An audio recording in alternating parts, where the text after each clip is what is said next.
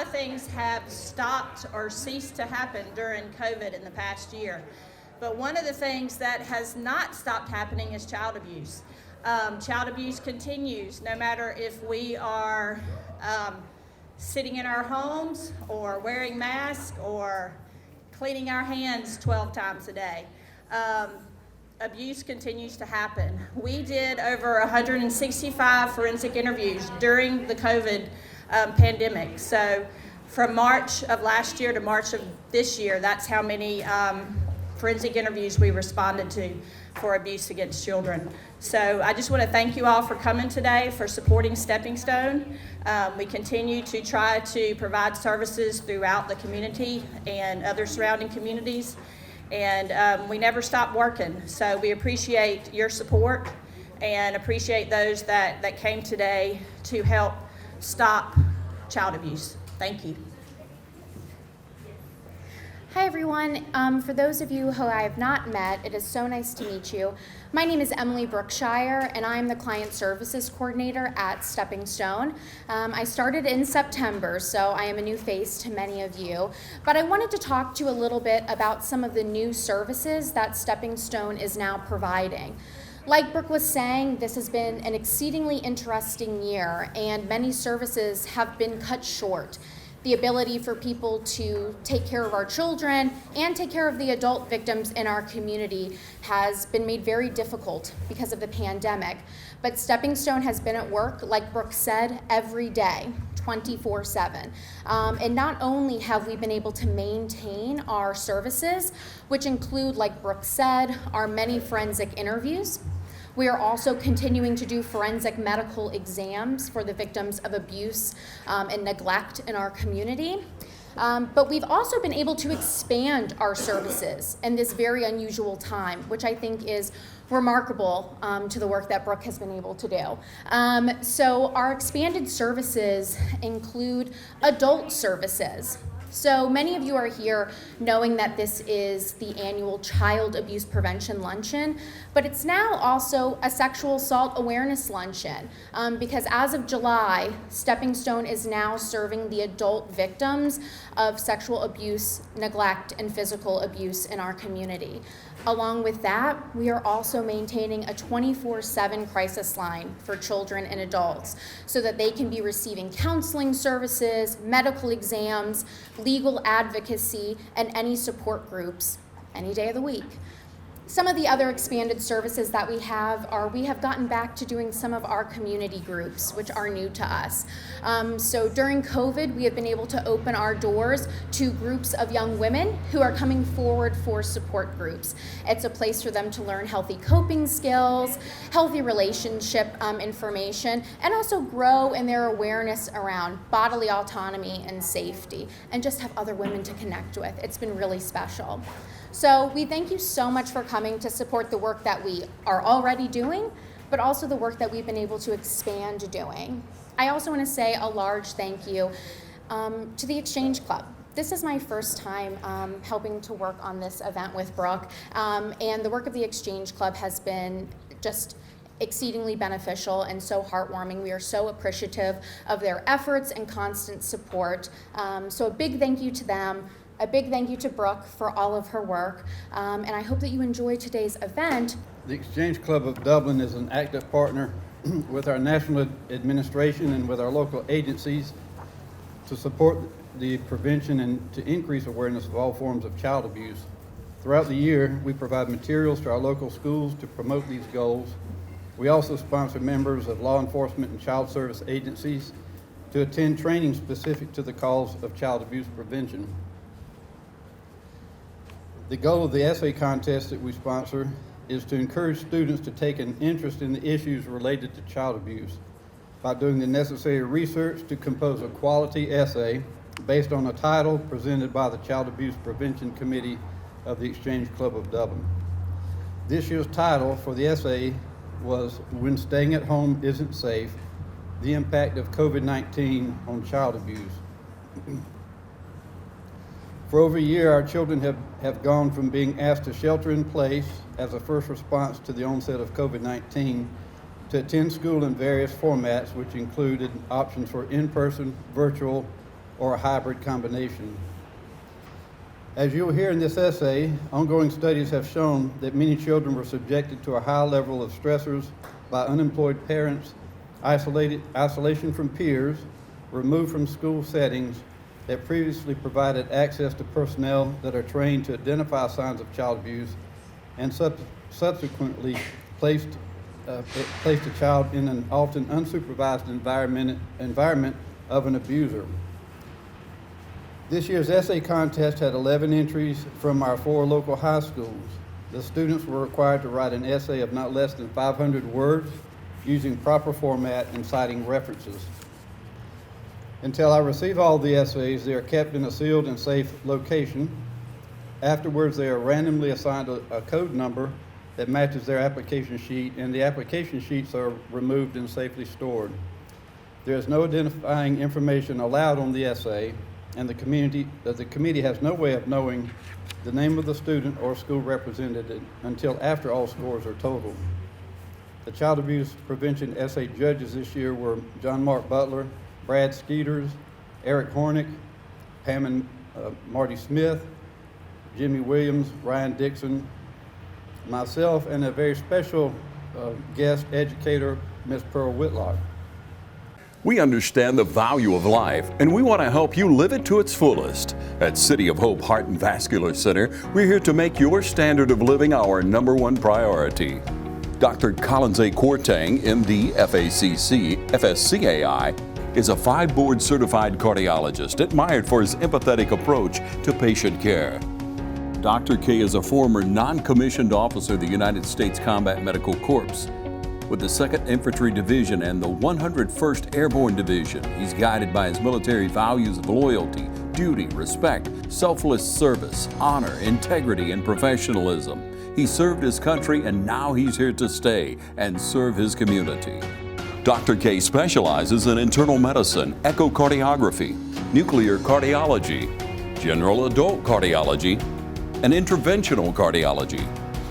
Other areas of expertise include acute and chronic heart attack management, peripheral interventions to save legs from being amputated, heart rhythm abnormalities like atrial fibrillation.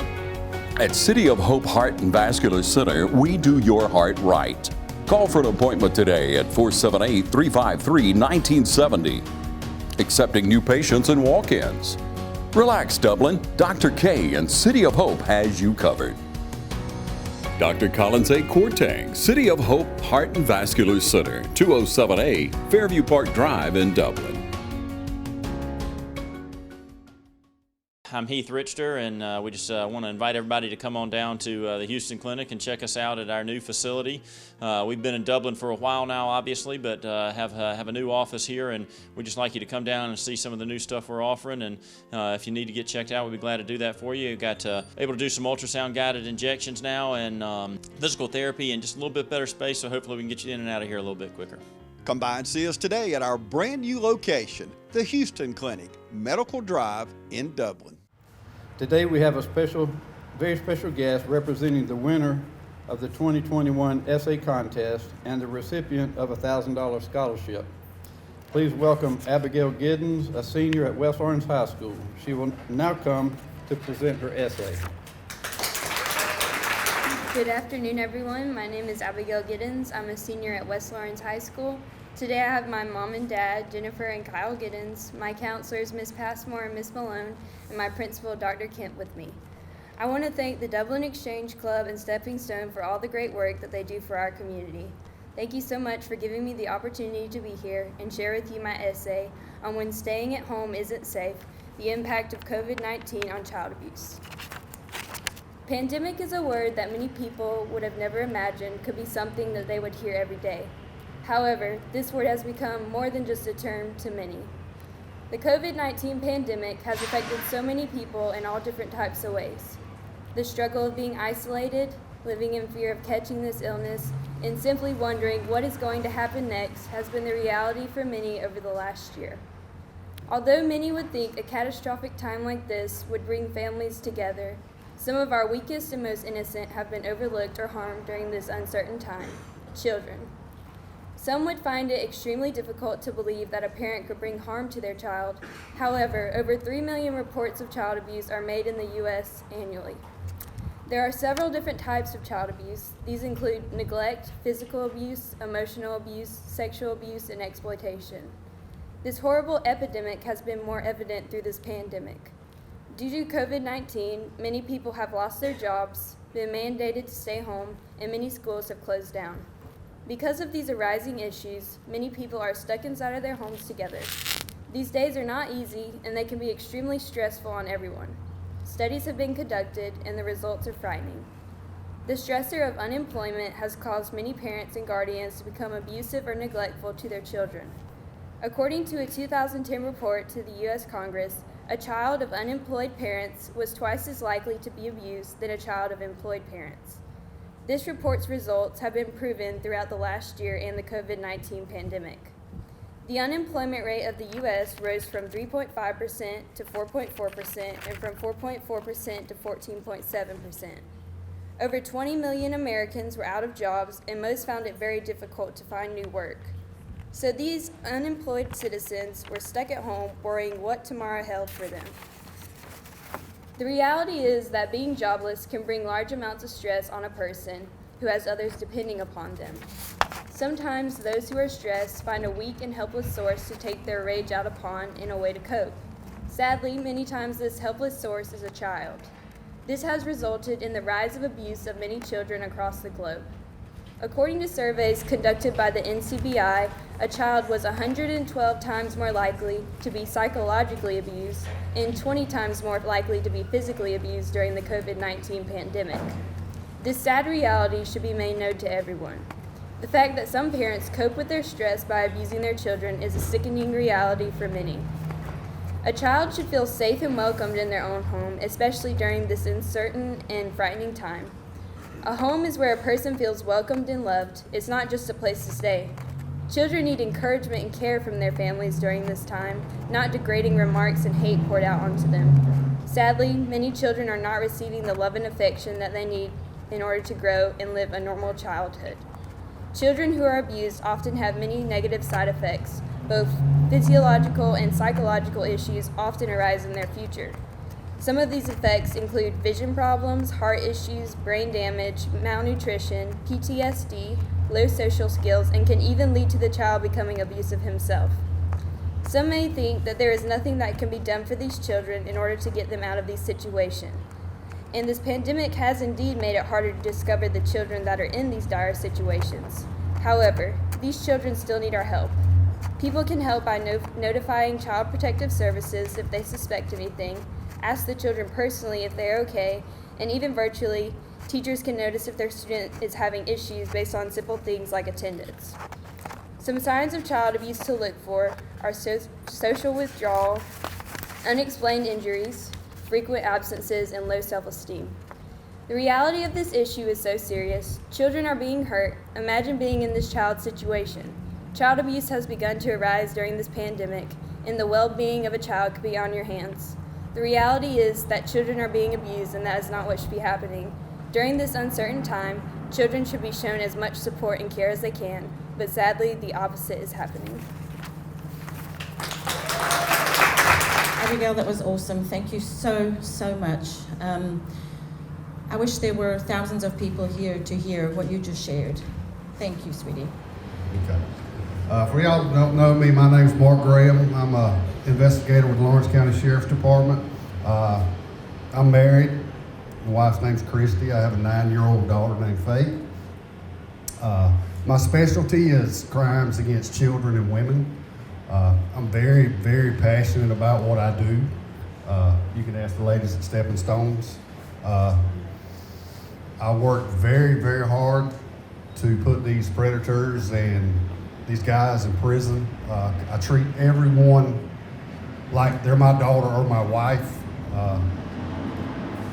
I couldn't do this without Stepping Stones. I'm gonna be honest with you. Look how ugly I am. When a small child or girl or woman comes into the office, they do not want to talk to a man.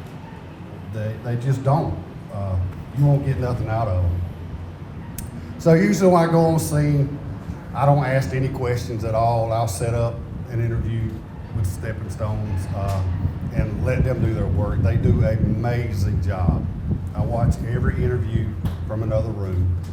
They spend hours building a rapport with these children and women to get them to open up. And it's unbelievable what they do. I just wanted to say, I know during the essay she was reading about COVID-19, I can promise you that Lawrence County Sheriff's Department, Dublin Police Department, and Stepping Stones did not stop a bit. We were still there. We were still locking guys up, these predators up. We didn't skip a beat. That's our number one priority in the county, for me at least. I want to thank Sheriff Larry Dean for giving me the opportunity to do this, since I'm so passionate about it. But like I said, law enforcement couldn't do anything without Stepping Stones. And as y'all know, they're a nonprofit. They only operate by grants and funds from other people. So y'all please support them, because I couldn't do the job that I do without them. And if God forbid that your child or wife happens to be a victim, I promise you I will work just as hard as I would for my own wife and child. Thank you.